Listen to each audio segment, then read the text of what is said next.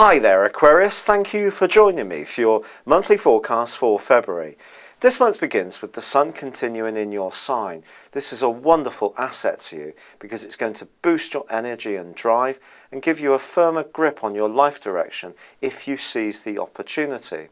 Unfortunately, it's not going to be a panacea for all your situation because on the first day of this month, Mercury does relocate out of your sign into Pisces. Now ordinarily this would be great for you and help you to get busy in terms of maximising the ideas you've been generating, but in a more tangible way, in other words getting a return. But this month Mercury immediately combines with the dreamy influence of Neptune.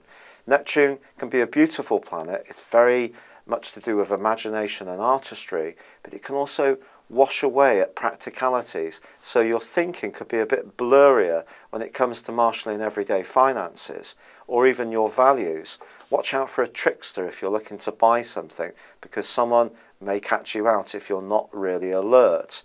On the 6th of the month, Mercury also rewinds, starts a retrograde, which is going to go on for all but one day of February. Initially, this starts off in Pisces, and it continues to connect with Neptune. So the potential for misunderstandings over money or being given the runaround by someone who owes you cash can be very high. So be very vigilant, do your research and be on the ball. However, there is another group of influences that is ongoing from last month, and one of those involves your co-ruler of Uranus. This is the planet that influences the first 10 degrees of Aquarius, or the first decan. So if you're born from the 20th, 21st of January onwards, you're going to be particularly affected by this influence. And essentially, what it's saying is that your desire to have a voice and be outspoken and honest, which is usually quite strong with Aquarius people, needs to be weighed against the stuff that's going on in the back of your situation psychologically. You may say something that perhaps is best left unsaid, or perhaps someone else may challenge you about a side of your nature that you just don't recognise. There can also be some politics around your love life.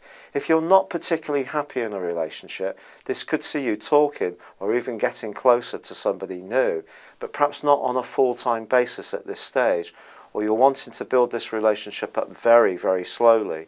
On the other hand, and perhaps more intriguingly, someone from your past could come back into your situation, and it could be a very steamy encounter. But because Jupiter dissects these three planets on the other side of the heavens, a T-square is forged. And this is saying to you, don't do anything that goes against what's good for your health or the basic structure of your life, because it can destabilise your situation. Now what is brilliant this month is a fantastic link between the Sun and Mars from the 11th to the 18th, which can absolutely power up your desire, your determination and drive. And if you've got a clear idea about what you want to achieve, and it involves travel, expansion, adventurism, you can really leave your rivals in your wake. In the middle of the month there is a full moon. And if in a relationship context it's a partner that's saying to you that they feel that you've been too preoccupied with your own plans, it's just a reminder to be conscious of their needs.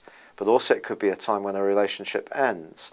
But with Mercury rewinding back into your sign mid-month, even though the retrograde is still active, generally I think this is quite good. A plan that you've started this year may need some revision.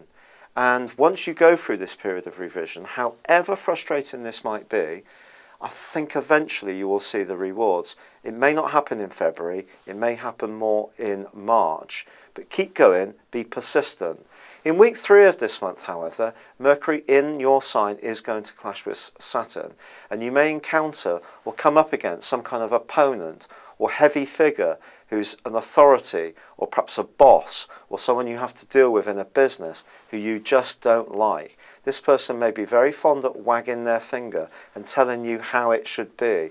And if you feel that they're being unfair, this could absolutely infuriate you. And if money is at the root of this issue, the move of the Sun on the 19th into Pisces can see you determined to sort it out. But initially, with Neptune then affecting the Sun, you need to make sure you've got all the facts in your possession before you make your move. And your move can finally come the very last day of this month, with a new moon and Mercury starting to go forwards, you will find the drive and the tactics to unpick this to your satisfaction.